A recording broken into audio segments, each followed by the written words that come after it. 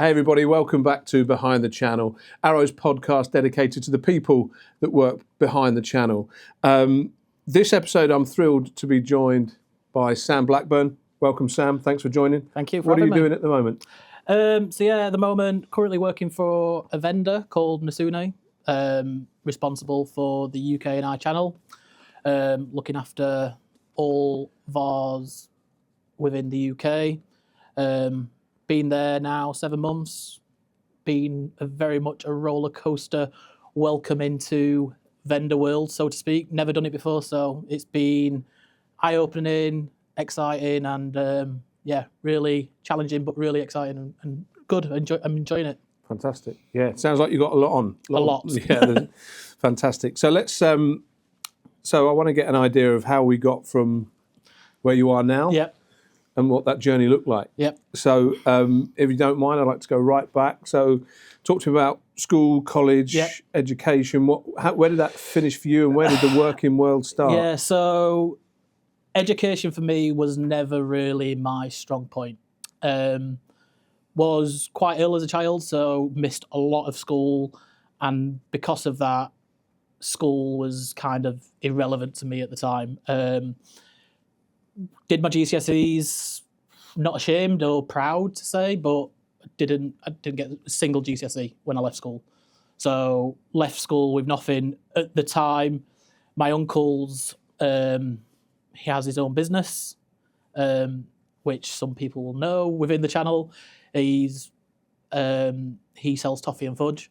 So summer holidays, every kind of holiday from school, any bit of opportunity I could go and work with him, I was all into it. So earning money from an early age was really, really exciting for me. And as a 15, 16-year-old earning 50, 60 pounds a day, you thought you'd won the lottery a lot of the time. Yeah, absolutely. So left school with not a lot, then realised I probably need to do something with my life. So went to college. I actually did some night schooling when I left school and also got an apprenticeship. Worked for a housing association as an admin assistant when I first left school. As I said, education was never really for me, so that was like my true path into where I wanted to go.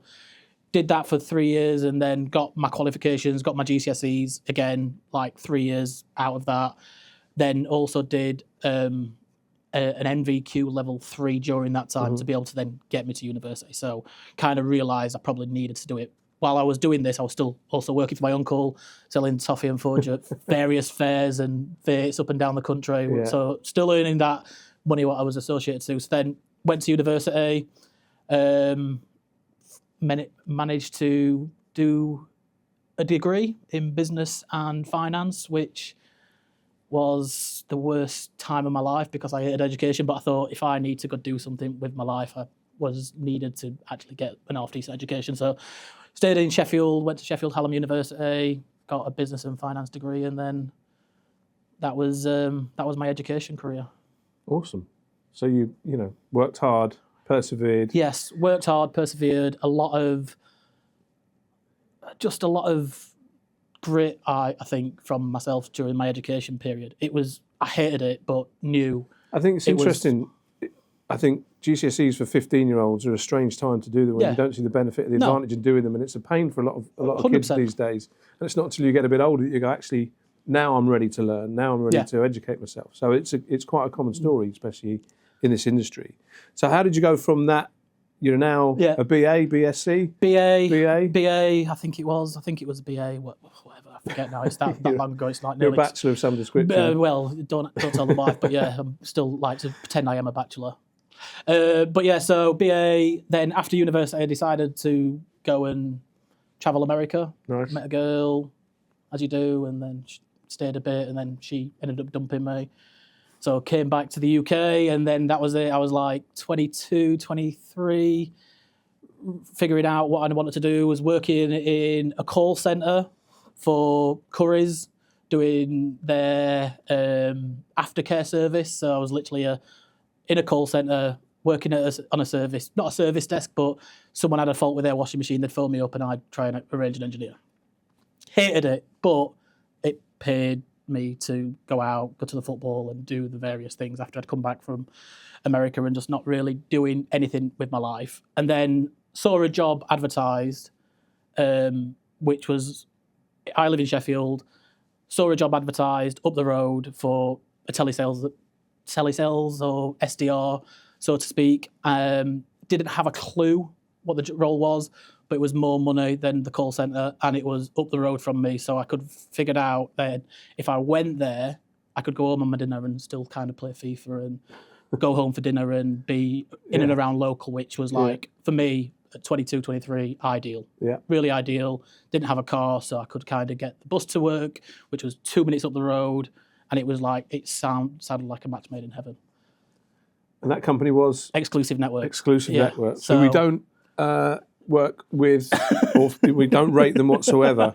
Terrible company, but it gave you an opportunity. Yeah, it was such a fantastic company to learn where I am today. It gave me such a good foundation to hone my skills to where I am today. There were some great people that I was able to learn from. Didn't really have a clue what I was getting myself into. I remember the interview. I don't think the hiring manager kind of thought I could do the job, but she kind of took a chance on me, which was, I'm forever like eternally grateful to have that chance. And that was just like, started at Exclusive Networks, 80 dials a day, trying to sign people up to become a Fortinet partner. But back in 2012, Fortinet was kind of not on the trajectory that it is today. Yeah. It was still trying to get that foothold within the UK. Yeah, that must have been quite interesting as well to see Fortinet back then. Yeah. Developing. Yeah, 100%. Or, in growth mode. Yeah. So what was that first role like? How did that feel? In a great company, let's be honest, like Exclusive Network, which is really, really good at training and developing new starters in the industry. What was that first role like? And what did you feel like coming from Currys? Yeah. Where I guess conceptually you understand at least what a washing machine is. I 100%. Moving into selling a firewall. I think, like, for me, it was kind of a baptism of fire because it wasn't an industry like many people who fall into the IT sales industry and into the channel. It's not really something you go to sleep at night dreaming, I want to become a channel manager or an account manager at an IT distributor. It's not something that really gets you excited. But going into that role, I felt like it was a baptism of fire. I could do the calling. The calling was not ever the issue. It was learning the tech and going back to where I was in my education. I never really liked education. For me, it was always like, oh, let's try and wing it and just try and find the easiest route to be able to do it. And that, for me, was like how I wanted to do it at that early stage. Didn't kind of see it as a long-term career, but the more I started doing it, you start seeing other different vendors turning up to the office and different salespeople coming into the office, and they've got quite nice cars and they've got nice watches and they go on nice holidays. I think maybe there's something in this. They turn up at 10, they go home at 2. Yeah, it's like there must be something in this. There must be something in this. And if I can have those hours of working and have the nice cars, the holidays, the watches, I think there might be some legs in this. So that's been quite a journey then, obviously, from then, 2012. Yes. Selling Fortinet as it's in relative infancy, really. How have you seen the industry change in that time from your lens? It's changed in terms of there's a lot more acronyms and buzzwords now within the industry. That bit has changed, but in terms of the selling cycles, there's a lot more moving parts within a sales process now. That's where I'm seeing it. There's a lot more like sign off just to get things done. Previously, it was quite easy to get things done, but fast forward to today, I think every single end user is a lot more well informed in everything that they do. Their budgets a lot of the time have been cut significantly. So whenever they go into a buying cycle, they know roughly what they're going to want to do. Mm-hmm. They know the pain that they've got. They know what certain technologies will help solve this pain. Then it's down to the sellers within those pain points to be able to get them to that destination. Mm. So in terms of how it's progressed, I think it's progressed in terms of there's a lot more acronyms now, a lot more buzzwords. And if people will know me, there's a lot of things like I kind of pick on certain things and certain aspects of buzzwords, and then I'll really hone into that aspect, and that's where I'll kind of understand my technology better, because I kind of have very mindful thinker, if that makes sense.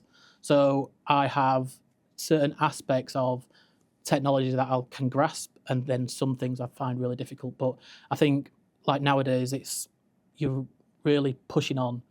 Like everyone seems to have an AI story. Everyone wants to talk about AI and how the technology can solve AI, and I think that's where the big shift now is moving forward. And I think we'll see a lot more specific technology vendors just turn to the AI story for a lot. And it kind of flips back to, when did GDPR come out? 2018 was it, or 17? You're asking the wrong person. Yeah, but it was like when GDPR specialists came out and everyone was a GDPR specialist. I kind of see now everyone's an AI specialist. Yeah, it certainly is a hot topic at the moment. So let's talk me through your timeline from your journey from Fortinet exclusive, now channel manager for UK, Ireland and Asuni. So I think kind of a very, very simple path, really. Telesales exclusive, then progressed into an internal account manager. So there was me, plus there was 2 other people who joined on the same day as the telesales. We all then progressed into internal account managers.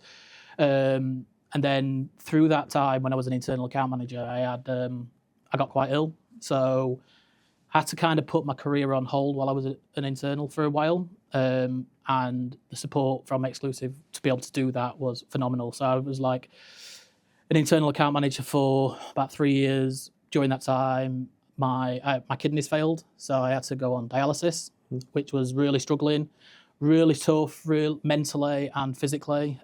So remember doing dialysis at the office, in the old Exclusive Networks office, which was fun and games, because there was always dialysis stuff laying around, and I'd always forget to clean it up. And then the office manager, a lady called Tracy Cooling, who's sadly no longer with us, she'd always come and like shout at me for leaving it all around, which was like, I was just like, well, I'm at home. I feel like I'm at home, so I'd just leave it around and someone else will sort it out. But so that was good. So I think the management team there really looked after me to be able to have that real good work-life balance, which was really helpful for me to be able to manage my illness and also keep progressing my career, which I was really keen to do so. Yeah. Got a kidney transplant in 2017. Okay. And then just before that, I got promoted onto the vendor team, which was I moved over to initially do products such as Sentinel-1 and Tufin, which was really exciting. And Imperva, met one of my really good friends now who I go to the football with every week at Imperva. I think I got the Imperva job because he was a Sheffield United fan and I was a Sheffield United fan. And my boss at the time, a guy called Stuart Clark, was like, got a vendor for you to look after. Yeah. You'll really like it. Are Imperva based in Sheffield then? Is that what But it was like, and because I go home and away following Sheffield United, me and the channel lead at Imperva at the time, we always used to randomly do cloud strategy meetings when Sheffield United were away. Yeah, it's strange how that works. Yeah, it was really strange, but they were really successful meetings. So I did that, then had a kidney transplant in 2017. So I was off work for about 3 or 4 months, came back, and then I kind of got my first taste into the infrastructure space. Came back and my boss was like, got a new vendor for you to look after. It's Rubrik. 2017, Rubrik had just come to the market. No one really had come across it. So I picked up Rubrik, where it was really small at the time. It was doing hardly anything in the UK, and then helped grow that for the next 3 or 4 years. 4 years, yeah. Or 3 years, because I had left in 3 years. Kind of then realised I wanted to challenge myself and go out of distribution, which sometimes is quite scary. And, when people are hiring people out of distribution, they always have distribution people kind of have a stigma against them, that they're not that good, which I think's horrendous, with the stigma of a lot of distribution salespeople. So left that and went to join an MSP called Assured Data Protection to help grow their channel. They're an MSP, but they're a channel-only MSP, and they specifically sell backup and disaster recovery services, which played into the hand of the rubric piece. Was with them for about just over 4.5 years. Absolutely loved my time at Assured Data Protection. It had that feel of really small business, but with absolute innovation at the key. And the growth trajectory that we went under while I was at ADP was phenomenal.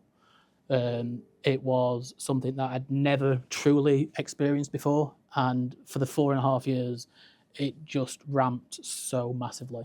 Learned a lot of where I am now from Assured Data Protection.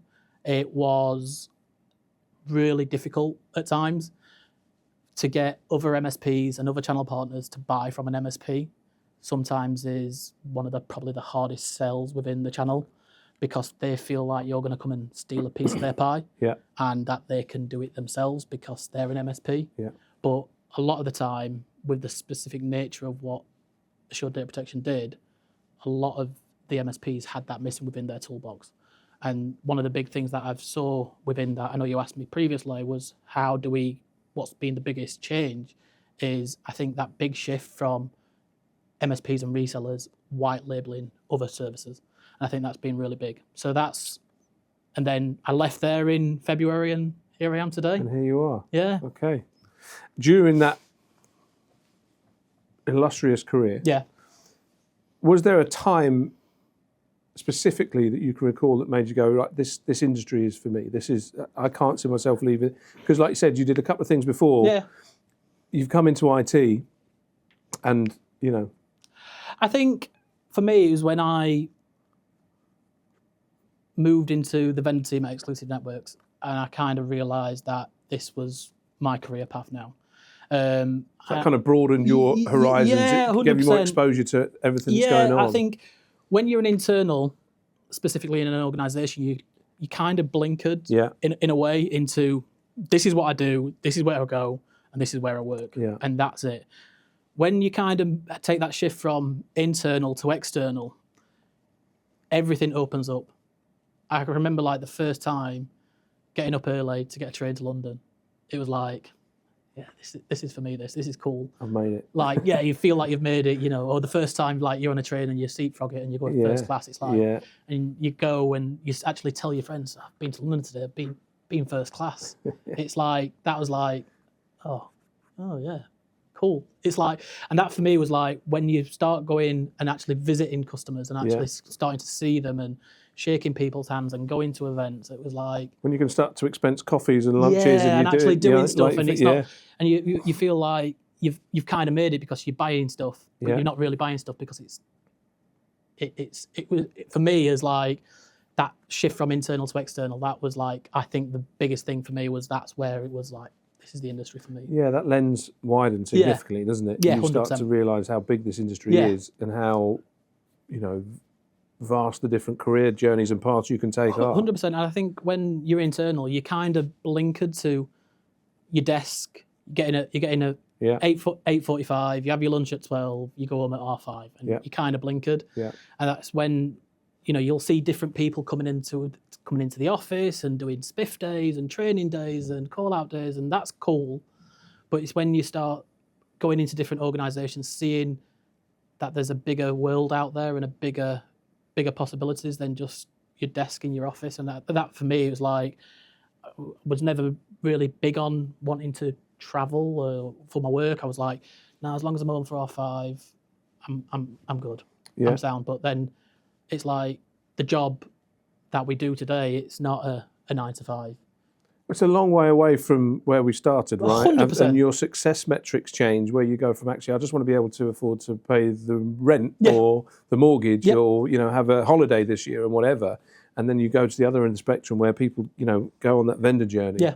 And then you're talking about the cars and the watches, but it's more than that, the money. It's actually the industry's so rapidly evolving. It's exciting to be on that journey. It becomes the possibilities of working for organisations that, throughout my career, I've managed to travel I've been to America a few times with different workplaces.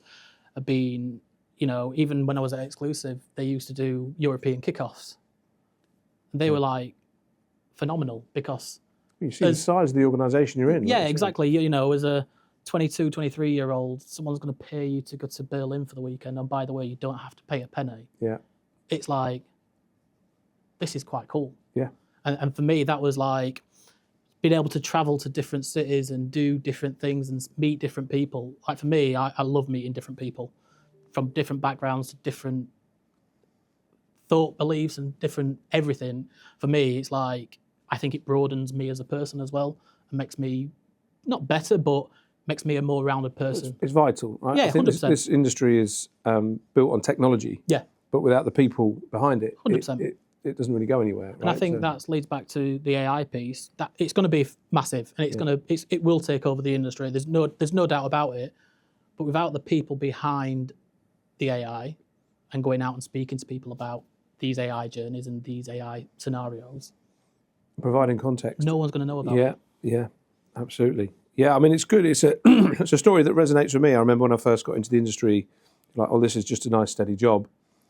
Then it's like, well, look at the opportunities, what it can be. 100%. And then your first trip where you're paid to go abroad and do something, and then you're claiming lunch back. You're like, well, I'd have to pay. It's and that seems like a long way away now. Feels like when you're younger as well, it kind of feels like you've won the lottery because you're going and eating at nice restaurants and you're not paying for it, but you're doing it is work. It makes it harder when you do have to go and pay for it on a Saturday, but that's the way it goes, I suppose. I think during that time, and obviously it's thank you for opening up about your kind of own personal challenges. I think that's really important, and it sounds like as an employer, Exclusive were really, really good for you. But during that whole time, including that, has there anyone that's ever been like a standout leader for you, or someone that's been inspirational in your journey? I can think of 4 people, and they're from different spectrums of everything that I've got. I think obviously the first person was the person who hired me, Amy Clark. She was phenomenal as a sales manager in the Chesterfield office at Exclusive, and I think everyone who worked for her has the same view of her. Yeah, we still call her boss now to her face when we see her around at trade shows and everything, but she is the boss. There's no getting away from it. Obviously, when I got ill, there was another person, Stuart Clark, Amy's husband, which I'm sure you probably know both. Yeah. When I got ill, he's a very caring person, but a very instrumental person within IT distribution. And we started a charity football tournament back in the day. And for me, his care and empathy to be able to put effort into me for organisations and causes that I believed in, he was absolutely selfless. And to be able to lead that charge on something that I was passionate about, is kidney disease and everything along those lines, but then be able to give back to them sort of organisations, that was phenomenal. I think another person is a guy called Lee Thomas. He works at Exclusive for a little bit with me. We very rarely cross paths, but he's ended up having a phenomenal career. And as a salesperson, he is someone who kind of outside my network of people within the vendors that I was working with. He was always a good sounding board. If there was ever an opportunity for me that came up, he would be the first person I would sound it off, and he'd always give me his honest opinion, and it was always really true to what he wanted to do. So I think those people were always critical to me to be able to do it. And then going into it, I think when I was at ADP, there was so many people who role model what I wanted to work through. From the CTO to the MD to the CEO to the sales director within the UK, they all were people who I could sound bored off. And they were always people who I could have open and honest conversations with about where I wanted to go, what I wanted to do. And the reason why they have such a special place in my heart, and I look back at so many fond memories. We had our daughter in 2023 when I was at ADP, and she was premature. Mm-hmm. So she came at 28 weeks, and we spent 4 months in hospital, and they were phenomenal. How heavy? 660 grams, which in real money is £1.4. So she was tiny. She's so lucky to be alive and so lucky to be here. And the way they showed my family empathy during that time, they kind of just said, just shut your laptop, don't work, just be with your family. But when you've got your job to do, you find yourself even on your phone at night sometimes, and you're just scrolling, an email's coming, I'll have a look at that. It was just like, we do not want you working.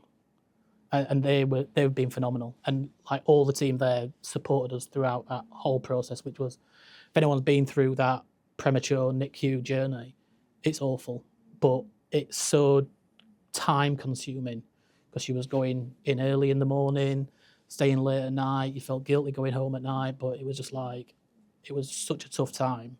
How long was she in for? 4 months. 100. So she came out near her due date? She came out 2 weeks after her due date. Yeah. It's, 2 weeks after her due date. So we spent a lot of time in the hospital. Lots of coffee, lots of parking tickets, lots of paying for parking, and sometimes I get shouted at so often because the amount of parking tickets I get for just dumping my car, I'm just like, it'll be all right, we'll figure it out. Yeah, my wife and I had a 13-week premature, so £2, so we can relate to that, and the kind of sort of cabin fever you get just being stuck in the hospital 100%. All the time, and it's it's draining. Yeah, and but those SCBU and NICU nurses are just unbelievable. But then it's when you're trying to work at the same time, and you've got to. Well, you're thinking I've got to pay to make sure that they've got somewhere to live when we get home. Exactly, you've got to dedicate so much time into your working environment, but then you've got to dedicate everything into that, and to have an employer like the two I've had previously to working at Nasuni have been phenomenal for me. Like one's with my kidney illnesses, and then one with my daughter. They've been phenomenal, and you couldn't ask for better employers. And so far Nasuni have just been as good with everything that for hospital appointments for both myself and with Arabella. They've been phenomenal. So I've been very fortunate with the places I've worked for, how understanding they are. Yeah. Because you do hear some horror stories from some employers. It's worth a lot of money. Yeah. That kind of employer. Yeah. And feeling that you're 100%. Part of that family when your family's at risk, right? Yeah. It's a big deal. 100%. And I think it's a really important point you make, right? You've had quite a few challenges, personal, professional, whatever. How has that changed your outlook and your view of what success is moving forward? I think when I was getting into the industry, I was like, I want to be a manager. Need to get as high as I can. Need to make sure I'm managing people. Need to do that because that's what's instilled into you. Like growing up, you need to get as high as you can up the corporate ladder. I think from my personal experiences and specifically from my personal experiences, I don't work to live now or live to work. I work to live. I know what you mean. Yeah, whichever it is. I work to live. Yeah, I'm so dedicated with my work, love working, love earning money. That's fantastic. But there's bigger things now for me. Climbing the corporate ladder is still really important for myself. Yeah. But for me now, I want to spend time with my daughter. Yeah. I want to be able to do those first things with her. So for me, you kind of shift your work-life balance accordingly. Working is really important to me because I do love it. I do love going out and speaking to people. Do love the social side of work and everything. But when you get your family now, your whole priorities in life change. Yeah. And for me, it's like the biggest priority now is for me, I work to provide for my daughter. Yeah. Like the money I now earn, she's not even old yet, but it's kind of getting fished away into You're going to be buying her a lot of ponies by the sound of it. This is going to cost you an arm and a leg. If she sees this podcast, you're in trouble. That's what I'm quite excited for, to be able to let her rinse me for everything I've got. Yeah. I mean, what is great is you seem really passionate about, obviously, your family, and that's important, but you seem quite passionate about this industry. Now, being able to be putting your personal life ahead of your career is one thing, but still loving your career at the same time makes that a lot easier, I think. Yeah. So what is it that you are most passionate about within this industry? I think for me, it's that development of a partner. Yeah. When you can source a new partner, get them excited about the product that you're selling, get them understanding the product that you're selling and taking them on that journey from first initial meeting to enablement, to technical enablement, to sales enablement, to first deal registration, to closing that deal. It's that chase. Mm-hmm. I'm really excited about that true development of bringing on the partners and bringing them into the fold of what you're selling and get them excited about what you're selling. I think for me, that's what really gets me excited. I love that management of that whole process of bringing them on and getting them excited about sales cycle. Yeah, I think that a lot of it's kind of gone away. That going and shaking people's hands, and I hate tea and biscuit meetings. They're awful, but going shaking people's hands, looking people in the face, seeing if they're actually into it, instead of giving you the airtime and taking them on that journey from start to finish. I don't think there's a better feeling for a salesperson, especially in a channel role. People, right? Yeah, and I think that's what really gets me excited, meeting new people. I also think what really excites me is when you go to a partner and they've got fresh people in, never been in the industry, looking at it, thinking, what the hell am I doing here? So that's a great point. Actually, next question on that. What advice would you give to them, right? What would the 23-year-old Sam say to these kids? What would you say to yourself back then and like the journey, strap yourself in? Yeah, basically, I think it's forever changing. No day will be the same. Yeah. If you invest in the industry, it will invest back into you. Mm-hmm. You can't just, if you want a free ride through, you'll be all right. You'll be fine. You'll earn some money. You'll have a good career. But that's it. But I think for me, it's like invest in the industry, understand the technologies that you're wanting to sell, understand the partners that you're wanting to sell to, because if you're going to take them a product that they're not going to want to hear about, you're fighting a losing battle. And I think one of my old CEO or the VP of actually Americas, he was like, let's save the people who want to be saved.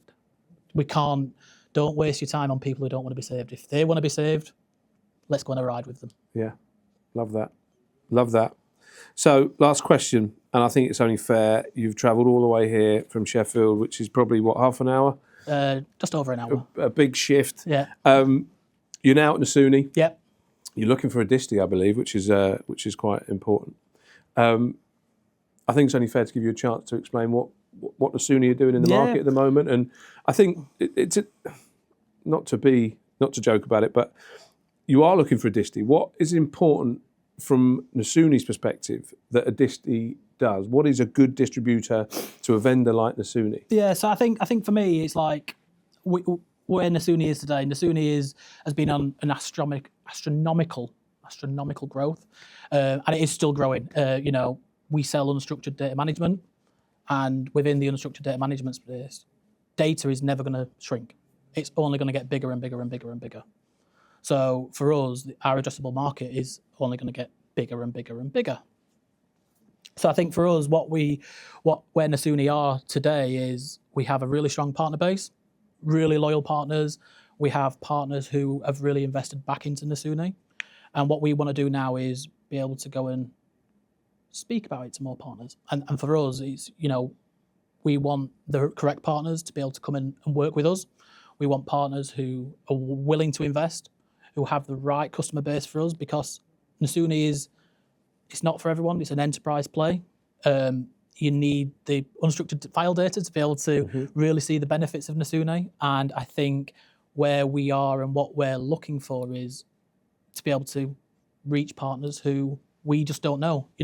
We can't know every single reseller, every single SI, every single GSI in the market. There is so many partners out there who have our right partner profiles, who have our right ICPs, and where we need to be able to go and target them. And we just want that extra bit of effort, extra bit of love to be able to show the channel that we're here to stay.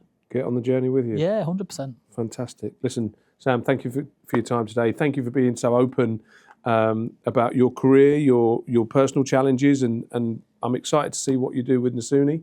And we'll talk again soon. Thanks, John. Thanks everyone for joining us. Hopefully see you again next time on Behind the Channel.